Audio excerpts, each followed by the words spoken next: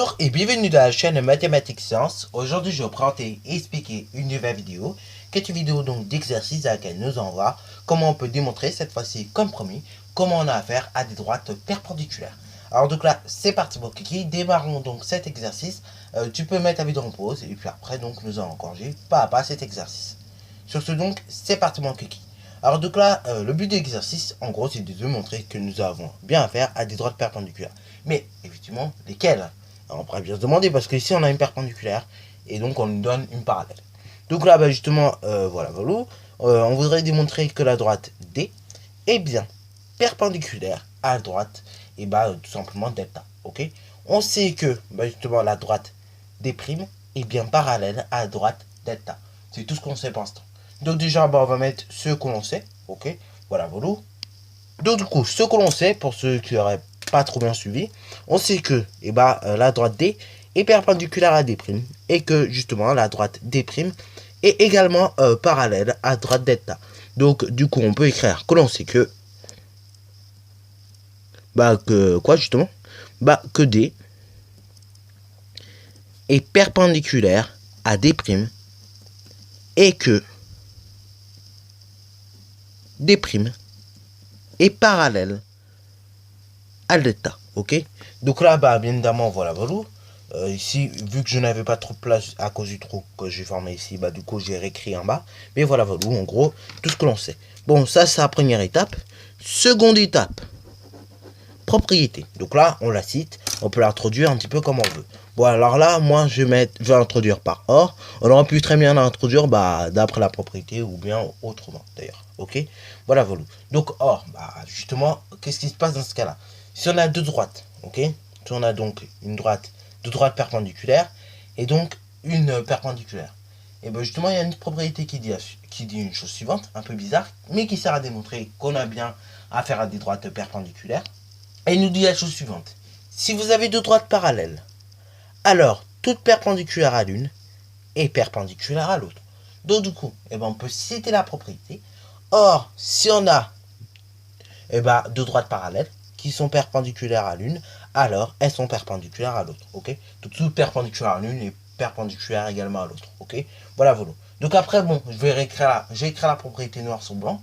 Je vais vous l'expliquer encore un peu plus en détail pour ceux qui auraient encore eu du mal à la comprendre.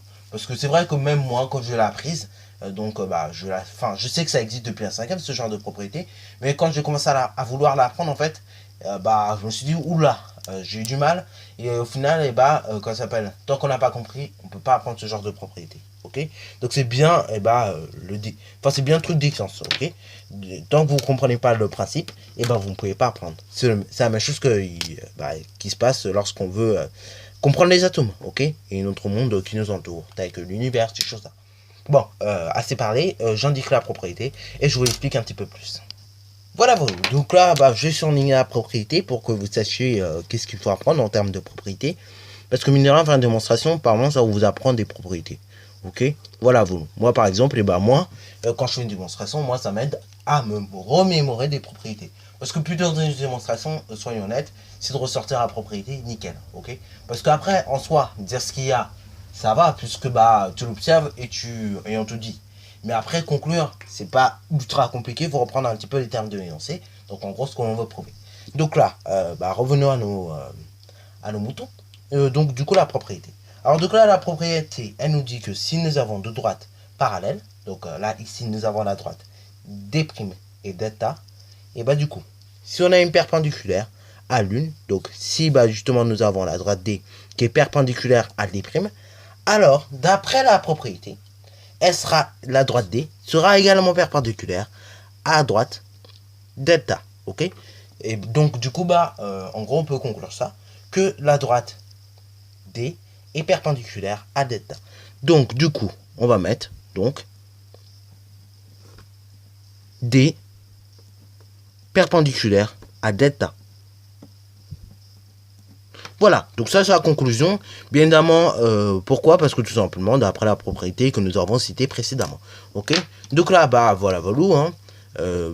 tout ce qu'il y a à faire lorsqu'on veut démontrer en géométrie. Ok? Donc là, un petit récapitulatif des 3 dernières vidéos que j'ai sorties. En gros, vous mettez tout ce que vous savez en premier. Une fois que vous avez mis tout ce que vous savez en premier, En second, bah, vous mettez la propriété qui permet de démontrer. Voilà, voilà. Donc là, pour chercher la propriété qui nous permet de démontrer, c'est pas censé, il faut les avoir apprises déjà d'une, avec les configurations tout. Parce que là, sans savoir, en fait, à chaque fois, je vous mettais les configurations plus ou moins du coup, ok. Ça fait éventuellement pour la deuxième vidéo où là, bon, c'était un peu moins bien fait, mais néanmoins, il y avait quand même la donnée, donc du coup. Et donc, voilà, voilà. Et troisièmement, et ben, une fois que vous avez trouvé votre propriété, que bah, vous l'avez écrite en tout être, et bien, troisièmement, vous démontrez, enfin, vous, tout simplement, vous pouvez conclure, ok. Éventuellement, entre les deux, ça peut arriver, notamment quand on verra un théorème, donc, enfin, quand vous verrez un théorème en quatrième, qu'on appelle le théorème de Pythagore, et bien, justement, ça arrivera que par moment, quand on aura des petites démonstrations à faire, ok, puisque, bah, de plus en plus, on va nous demander à faire des démonstrations. Donc, ça se peut que quand on aura des démonstrations à faire, et ben, ça se peut que entre la fin, donc la conclusion, et le moment où on aura cité notre propriété ou notre théorème, en l'occurrence le théorème de Pythagore ici, et ben on ait des petites choses à marquer. Donc là, bah, ne vous inquiétez pas, ce sera juste du calcul notamment à marquer. Ok. Donc ça peut arriver dans certains cas. Aussi, je précise au niveau des démonstrations, parce que ça, j'en ai entendu parler. Bon, moi, j'aime pas le faire parce que bon, je trouve ça pas logique de faire, mais je sais pas si vous savez, mais il est également possible d'inverser bah, la propriété et ce qu'on en sait. Ok. Voilà, voilà. C'est tout à fait possible et faisable. Bon, moi je le fais pas parce que dans mon cerveau c'est pas logique, ok. C'est-à-dire à partir du moment où tu fais un truc, logiquement, et bah il se passe un truc. Donc là en gros bah la propriété vient, hein, la propriété vient. Donc c'est elle qui permet de tout casser, de casser ce qu'on sait ou pas. Et après bah une fois que nous avons eu la propriété, en gros le casseur si vous voulez de situation, et bah après la conclusion, ok.